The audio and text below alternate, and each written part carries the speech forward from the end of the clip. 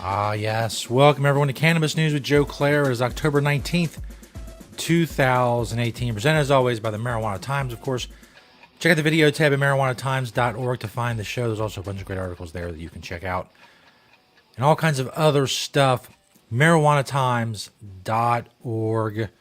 Today, talking about prohibitionists in North Dakota and their feelings on why people should vote against marijuana legalization in North Dakota.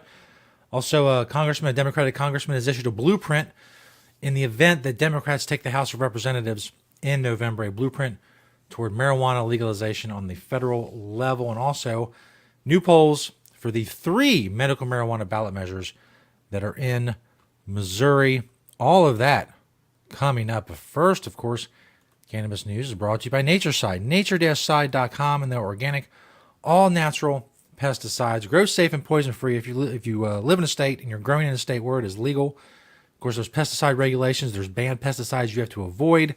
You also don't use harmful chemicals on what you are growing because people, especially a lot of people for medical reasons, are ingesting this substance, the cannabis that you're growing. Grow safe and poison-free. Don't use harmful chemicals. Check out NatureSide, nature-side.com, a proud sponsor of Cannabis News. Now, before we get into the news, you notice a little graphic that I had up before. This is episode number 250 of Cannabis News. It means 5 days a week. So, you do the math, almost a year of shows. When I first started this show, I envisioned, thankfully, what it has become. Something 5 days a week, compact, packed with information, concise. I mean, granted, people in my position, people who do what I do, opine on things for a living. We tend to go on a little bit, maybe a little long sometimes. Some of the shows have exceeded 20 minutes.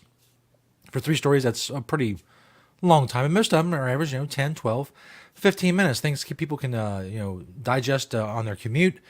Later when they get home, when they just want to unwind for 10 or 15 minutes and learn something about what's going on in the world of cannabis. And they don't have time to read article after article or, search Google News feeds or any of that or scroll through Facebook endlessly to find marijuana stories. So this show has become, again, what I wanted it to become, something that brings cannabis news to people 5 days a week and in a short amount of time. Concise when I can be. Sometimes, like I said, I'll go a little long, but so does everybody who gives opinions, especially on the internet. People will just go on and on. I'm guilty of that sometimes, but usually it's about something I'm passionate about, and it's a point that I really, really want to drive home. I will beat the dead horse, proverbially. I will mangle some things, some bits of the English language. Mostly that's names. I will just hack the crap out of your name. In any case, I'm glad you all who share and watch the videos. I see you all in the comments on YouTube. You're sharing the videos around, various places on the internet. You're what keeps the show going. You're what allows us to bring this information to more and more people. I hope you'll continue to do so for the next 250 episodes, the next 2,500 episodes, however long we do this. I guess, if one day when marijuana is completely legal and there's no other issues with it, its legality, all the regulations are taken away and the taxes are wiped off and all that, then I can stop doing the show. But until then, well, here I am.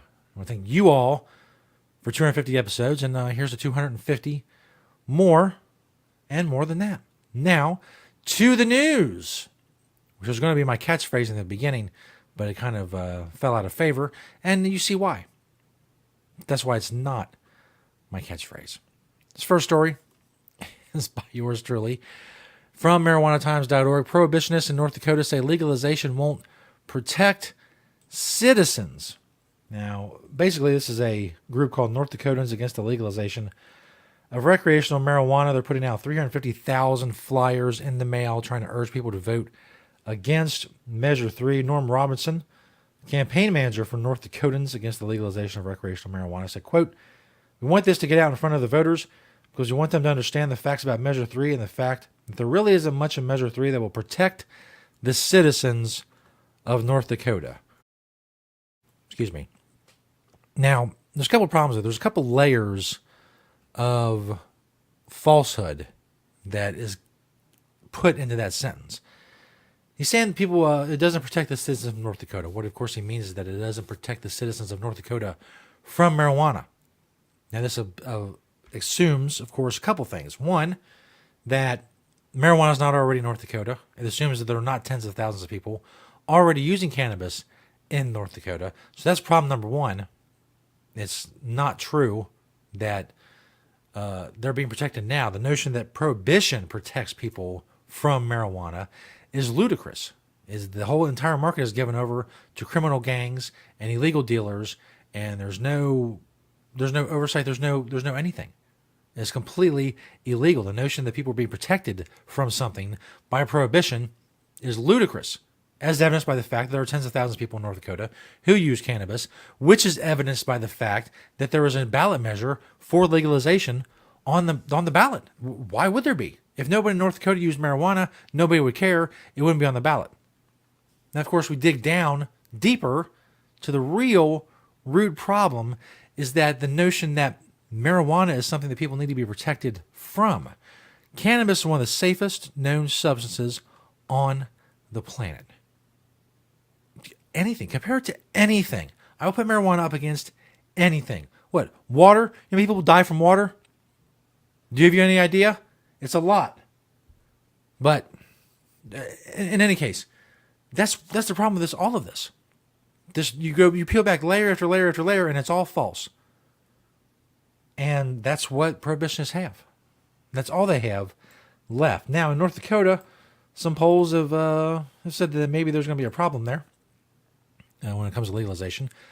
Unlike polls in places like Michigan that show that the legalization has pretty strong support, remains to be seen. Obviously, but North Dakota is a tough state to legalize in, and the prohibitionists are bringing out the big guns, so to speak, which is fear mongering. That's tool number one in the prohibitionist arsenal. This next story from Forbes.com. Congressman issues blueprint to legalize marijuana for Democratic House in 2019. It's my friend Tom Angel over at Forbes. Basically, Congressman Earl Blumenauer, very vocal cannabis champion in Congress, Democrat from Oregon. He said that Congress is out of step with the American people and the states on cannabis. We have an opportunity to correct course if Democrats win big in November. There's no question cannabis prohibition will end.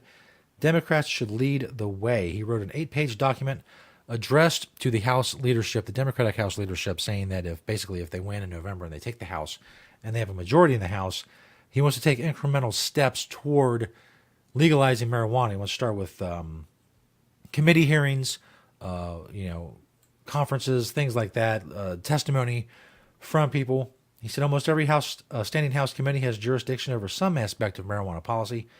Within the first 6 months of the new Congress, these committees should hold hearings, bring in experts, and discuss potential policy fixes. Then he wants to go into, passing bills for things like descheduling marijuana, getting rid of barriers for banking access, medical marijuana access for veterans, things of that nature. And he wants to use those to build up to the ultimate repeal of prohibition on a federal level and the removal of marijuana from the Controlled Substances Bill to a full descheduling bill through the Controlled Substances Act off the schedules for that.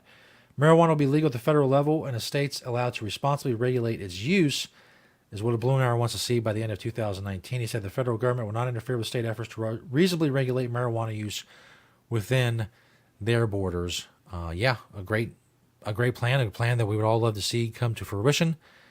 There remains to be seen, obviously, if Democrats take the House, and if they do take the House, if this is something that interests them. I have seen some quotes from top House leadership, the older folks, so to speak, let's make it nice, put it nicely, in the Democratic leadership who are not so keen on marijuana legalization as a thing, maybe to their peril. We'll find out in the coming weeks. This last story is from the MissouriTimes.com. Of course, many of you know, if you've been watching this show and you follow cannabis news, that there are 3 medical marijuana measures on the ballot in Missouri this November 6th that people will be voting on. Amendment 2 will legalize marijuana, has 69% favorability among voters would impose a 4% tax on the retail sales of marijuana and use funds from these taxes for health and care for military veterans. Amendment 3, it gets 64% in a latest poll. The measure would impose a 15% tax on the retail sale. That would establish a state research fund for cancer. And Proposition C is the last of the three measures in terms of popularity, but has gained 62% of the vote, at least according to the latest poll. It will remove state prohibitions on the personal use, possession, growth, and production and sale of medical marijuana and impose a 2% tax on use. There's 2% tax to use on veteran services, drug treatment, early childhood education, and for public safety in cities with a medical marijuana facility. It's a big complicated thing about what will pay if they all two of them pass, if three of them pass, which gets more votes. But if one's a constitutional amendment, it has to have that. It's a lot. Just stay tuned November 6th to marijuanatimes.org. We'll let you know what's going on, the Twitter and the Facebook, and all that stuff. And, of course, we'll keep you up to date right here on Cannabis News, as always. Thanks to everybody. 250 episodes. It's awesome. Thank you. Keep spreading the word about Cannabis News. Thank you to Natureside, nature-side.com, a proud sponsor of the show. Check out the organic, all-natural pesticides. And, again, a big thank you to all of you who listen and share the show. Go enjoy your weekend. We'll see you next week, the start of the next 250 episodes, right here on Cannabis News.